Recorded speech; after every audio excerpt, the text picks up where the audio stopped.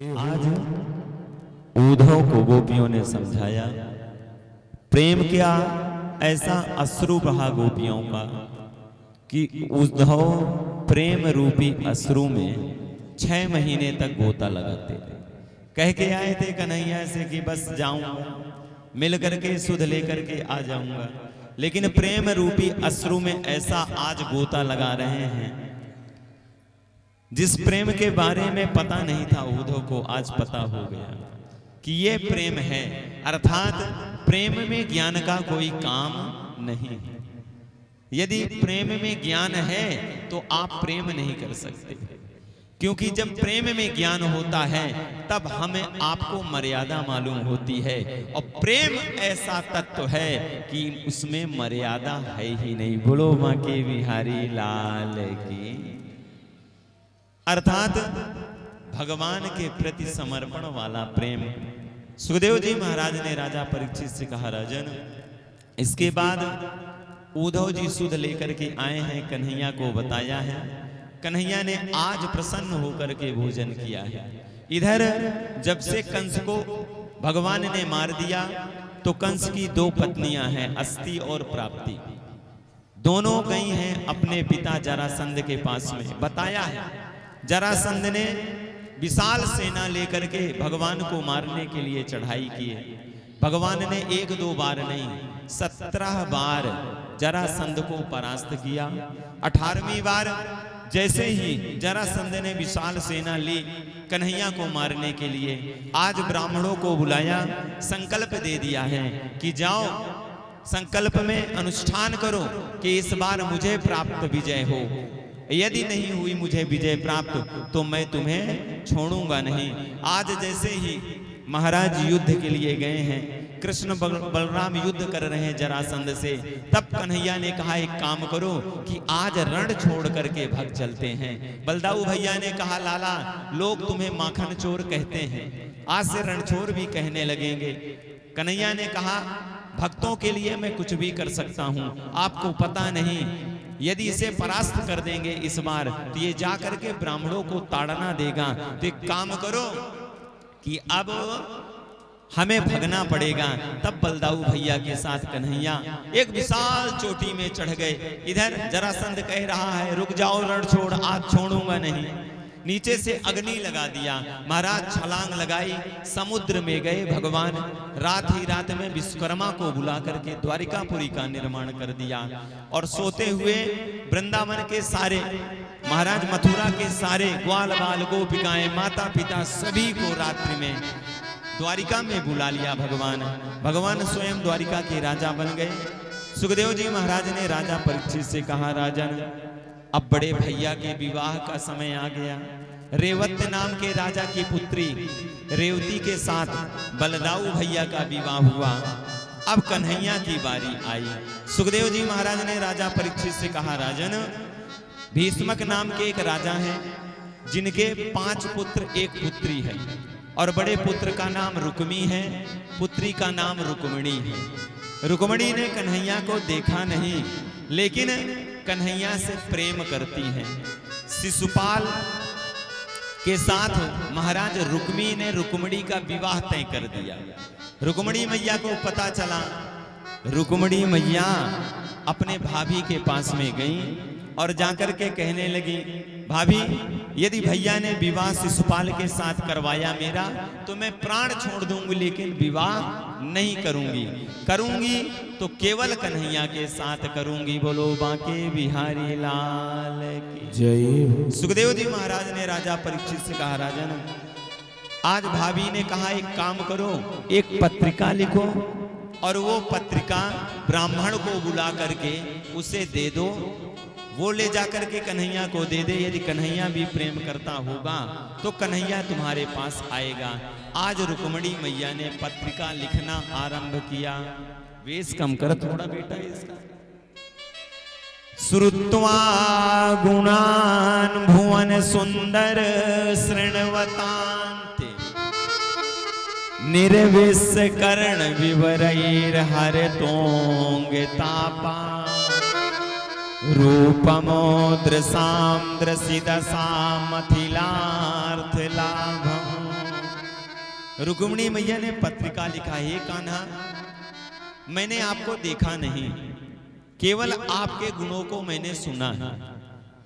आपको देखा नहीं कि आप कैसे लगते हो, सुंदर हो कि नहीं हो, काले हो कि गोरे हो, लेकिन आपके गुणों को सुनकर के कन्हैया आपसे प्रेम कर बैठे और मेरा विवाह मेरा भाई शिशुपाल के साथ करना चाहता। यदि आप मुझे चाहते हो तो ये पत्रिका पाते ही मेरे पास आना, मेरे साथ विवाह करना। अच्छा एक बात बताएं, प्रेम हकीकत में ऐसा करो, प्रेम करना ही ऐसा चाहिए जिसमें ये सौंदर्यता का कोई काम ना रहे। प्रेम वही है। अच्छा सौंदर्य वस्तु से तो सब कोई प्रेम कर सकता। रुक्मिणी मैया ने कहा, सुनो, श्रुत्वा गुणान भुवन सुंदर शरणवतांते। मैंने सुना नहीं आप कौन हो, राजा हो या सांवले हो या गोरे हो, मैंने ना देखा ही नहीं, केवल इन कानों से मैंने आपके बारे में सुना है। रूपमोद्र सांद्र सिदसा मथिलार्थ लाभम। मैंने ये नहीं देखा कि आप कैसे लगते हो, आपका रूप कैसे है, लेकिन प्रेम कर बैठे। और भगवान भी प्रेम के अधीन है। जैसे ब्राह्मण देवता लेकर के पत्रिका गए और जैसे कन्हैया ने पढ़ा, कन्हैया पत्रिका पढ़ते ही रथ में सवार हुआ और ब्राह्मण देवता का लिया, विवाह करने के लिए कन्हैया चल दिए हैं। बलदाऊ भैया मिले, बलदाऊ भैया ने कहा, लाला कहाँ जा रहे हो? अब कन्हैया कुछ नहीं बोल रहे हैं। अब ब्राह्मण देवता ने कहा, विवाह करने के लिए जा रहे हैं, बता रहे नहीं आपसे। आज बलदाऊ भैया प्रसन्न हुए। बलदाऊ भैया ने कहा, ठीक है लाला, आगे आगे तू चल, पीछे मैं बारात लेकर के आता हूँ। और कन्हैया गए हैं। आज रुक्मिणी मैया अंबिका मैया का पूजन करने के लिए आई हैं। वहीं से हमारे कन्हैया ने रथ में बिठा करके रुक्मिणी मैया को लेकर के चले गए। सैनिकों के द्वारा जैसे रुक्मी को पता चला, रुक्मी विशाल सेना लेकर के आया, भगवान को ललकारा, भगवान के साथ युद्ध हुआ। भगवान ने रुक्मी को परास्त किया, अपने रथ के पहिए से बांध दिया। भीष्मक राजा आए, उन्होंने निवेदन किया कि प्रभु मेरे पुत्र से गलती हो गई है, क्षमा कीजिए, मैं अपनी पुत्री का विवाह आपके साथ ही करूंगा। अब महाराज जुगल सरकार को सजाया जा रहा है और हमारे पुजारी जी ध्यान दें, जुगल सरकार को लाओ। पुजारी जी यदि हमारी आवाज सुन रहे हो, कहां गए? इधर आओ। भगवान को आप लोग बैठाएं। जुगल सरकार को बड़े प्रेम से सजाया जाता है। इधर रुक्मिणी मैया का श्रृंगार किया जा रहा है।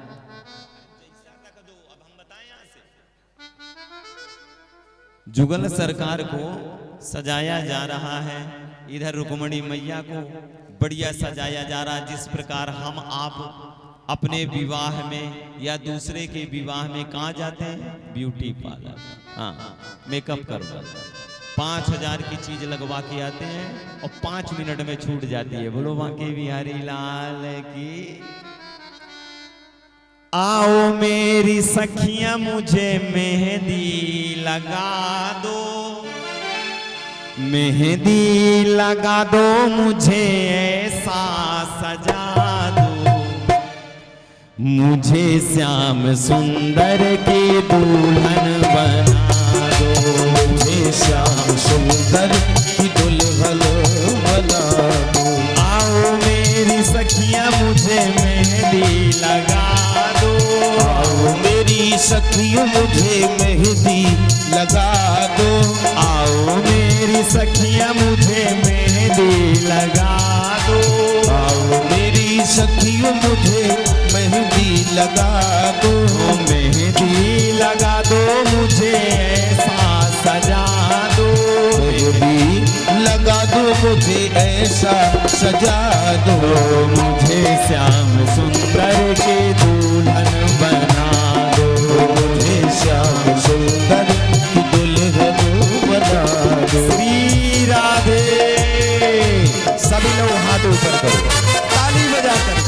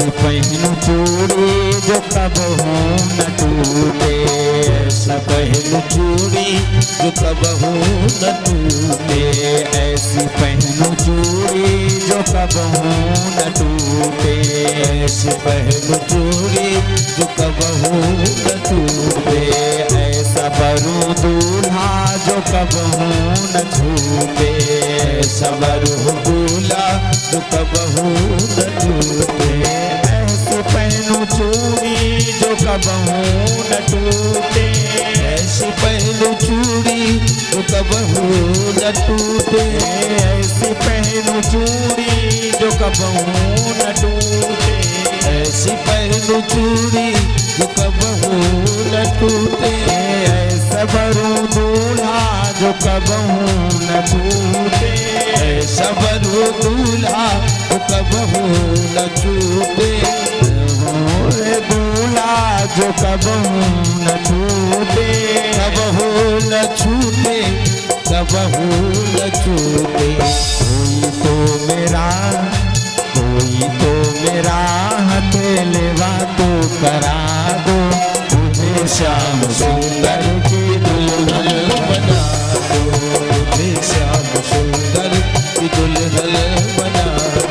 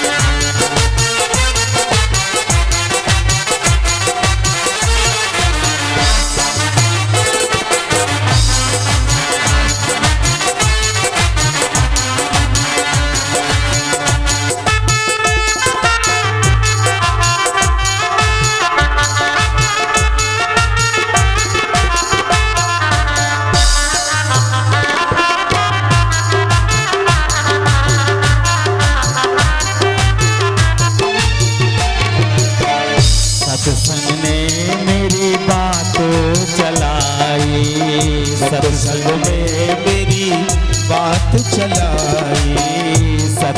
ने मेरी बात चलाई, सत्संग में मेरी बात चलाई, सतगुरु ने मेरी कीनी सगाई, सतगुरु ने मेरी कीनी सगाई, सतगुरु ने मेरी कीनी सगाई, सतगुरु ने मेरी कीनी सगाई। कोई तो मेरा हथेलिवा तो करा दो, कोई मेरा हथेलिवा तो करा दो, कोई तो मेरा हथेलिवा तो करा दो, कोई तो मेरा हथेलिवा तो करा दो।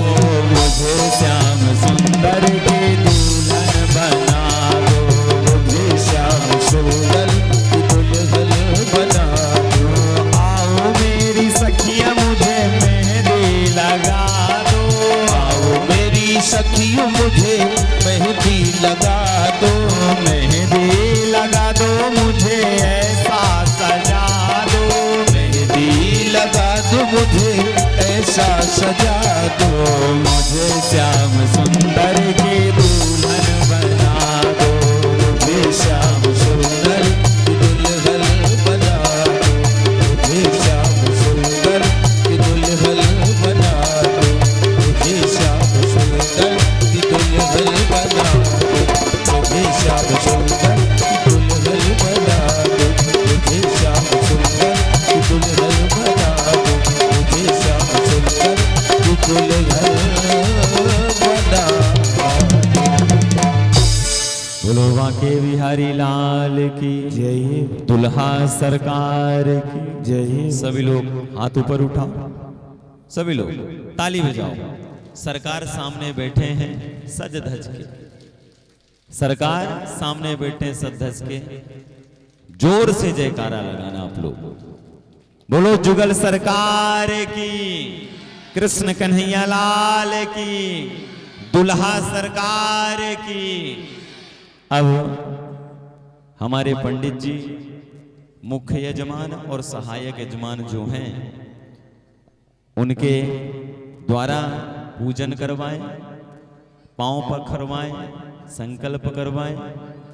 इसके बाद सर्वप्रथम हमारे मुख्य यजमान और सहायक यजमान जो हैं सभी लोग पूजन करेंगे, पांव पखारेंगे ठाकुर और ठाकुराइन का।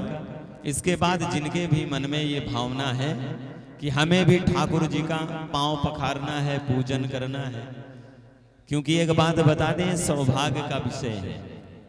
कथा ही एक ऐसा माध्यम है, नहीं तो भगवान हम आपको मिलने वाले नहीं हैं। ना हम आपके भक्ति में इतनी शक्ति है, ना हम आपके भजन में इतना पावर है कि भगवान हम आपके सामने आ जाएं। ये तो ठाकुर जी की महती कृपा है कि उनकी कथा के माध्यम से हम आप ठाकुर जी का जन्मोत्सव मना लेते हैं, ठाकुर जी का विवाह उत्सव मना लेते हैं और ठाकुर जी का राज तिलक कर देते हैं। ये भाग्य की बात है। कथा ही एक ऐसा सहारा है कि हम आपको मिल जाता है। और हकीकत में जिसने कथा के ही माध्यम से सही भगवान का जिसने पूजन कर लिया, पांव पखार लिया ना, फिर आप जब भजन करोगे ना तो आपका मन लगेगा। क्योंकि जब आप भगवान के चरण स्पर्श करोगे तो आपका मन जो इधर उधर भटकता है ना, तो भटकना बंद करेगा। बोलो बांके बिहारी लाल की। तो आइए हम लोग नाच गा के आनंद लेंगे। इधर यजमान पूजन कर रहे हैं, इसके बाद हमारी गुरु माता जी पधारेंगे, राधिका जी आएंगे, मिश्रा जी सब परिवार आएंगे और आकर के यहाँ पूजन करेंगे। और इसके बाद समस्त जो भक्तगण बैठे हुए हैं, केवल 2 भजन से उत्सव मनाया जाएगा, भगवान का विवाह उत्सव। इसके बाद आरती होगी, तो सभी लोग पधारिएगा, सभी लोग